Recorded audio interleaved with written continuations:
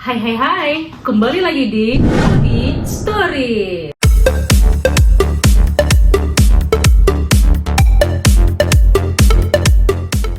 Oke guys, jadi hari ini aku mau ngajak kalian untuk mendengarkan lagi story-story yang bakal aku bawain hari ini. Tapi sebelumnya kalian jangan salpok sama perban putih ini ya guys ya.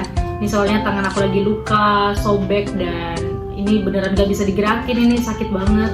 Tapi nggak apa-apa, demi menghibur kalian aku bakalan nyajiin lagi konten-konten yang pastinya menghibur kalian semua teman-teman. Dan kalian pasti tahu kan, aku ini orang Batam, tapi aku mau ambil ceritanya jauh sampai ke Jakarta sana guys. Wow. Story hari ini aku bawain adalah tentang sebuah menara yang dulu pernah fenomenal karena keangkerannya guys. Jadi menara yang aku maksud itu adalah Menara Saidah. Warga Jakarta pastinya tahu menara yang satu ini ya.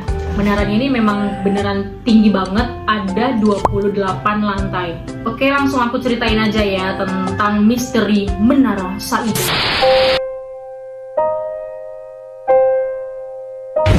Menara Saidah adalah menara tinggi yang terbengkalai yang dulunya dijadikan sebagai tempat pusat perkantoran di Jakarta. Jadi gedung Saidah ini dibangun di Jalan MT Haryono, Jakarta, Indonesia. Jadi sebelum nama menaranya ini dialihkan menjadi Menara Saidah, nama gedungnya ini adalah Gedung Gracindo. Kemudian namanya ini berubah menjadi Menara Saidah sesuai dengan nama pemiliknya yaitu Saidah Abu Bakar Ibrahim. Gedung ini beroperasi dari tahun 2001 sebagai pusat perkantoran dan terbengkalai pada tahun 2007. Kalian pasti bertanya-tanya kenapa gedung Saidah ini ditutup kan? Kalian mau tahu? Berikut penjelasannya.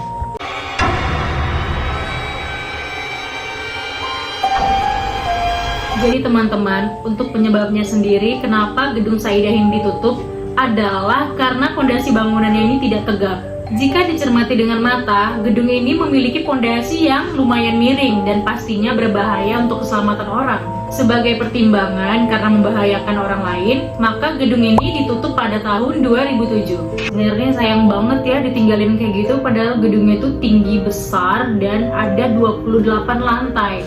Terus konstruksi bangunannya itu mirip menyerupai bangunan yang ada di Romawi dan punya patung Julius Caesarius. Dan menurut artikel yang aku baca, ternyata gedung Saidah ini tuh dulu tuh penuh banget guys. Jadi dari 28 lantai itu tuh hampir semua ruangannya itu penuh. Jadi contoh nih, dalam satu lantai itu ada beberapa ruangan.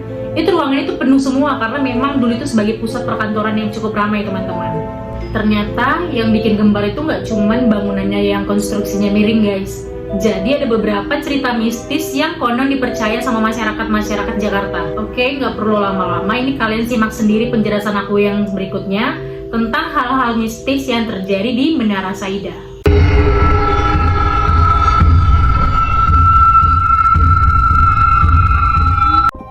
Dari beberapa deretan kisah mistis yang terjadi di Menara Saidah, hantu perempuan berbaju merah lah yang paling terkenal.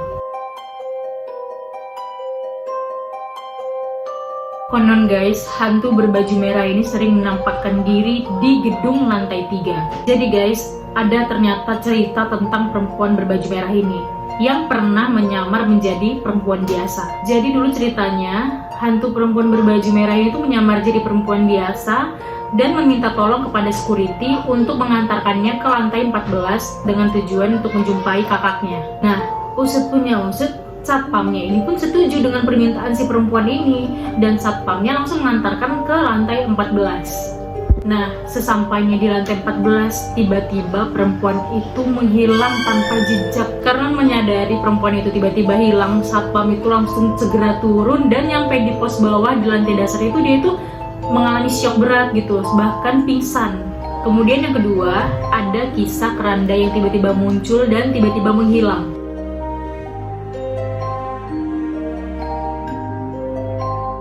Jadi kisah ini tuh dialami oleh sekelompok remaja yang ingin menguji nyali di gedung yang sudah kosong itu. Saat tiba di lantai 3, tiba-tiba mereka menemukan lift yang tiba-tiba pintunya terbuka. Dan di dalam lift itu kalian tahu ada apa teman-teman? Ada keranda mayat yang diam di dalam lift itu teman-teman.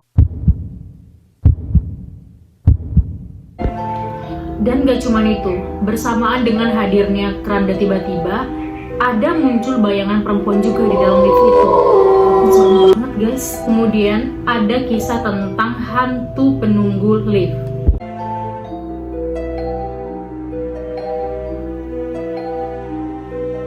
Jadi teman-teman, Menara Saidah ini tuh dulu tuh terkenal dengan liftnya yang lambat.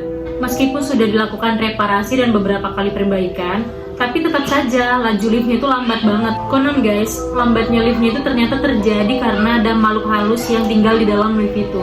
Jadi dulu tuh pernah ada suatu ketika ada karyawan yang hendak kembali ke lantai ruangan dia bekerja untuk mengambil barang yang tertinggal.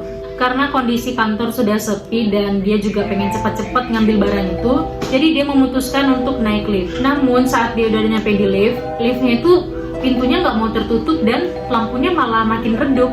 Jadi mau nggak mau si perempuan ini akhirnya memutuskan untuk lewat dari tangga darurat. Yang membuatnya ketakutan adalah setiap ia tiba di satu lantai, liftnya itu ikutan turun juga di satu lantai yang sama gitu. Merinding gak sih guys? Next ada setan penunggu rubana atau basement gedung.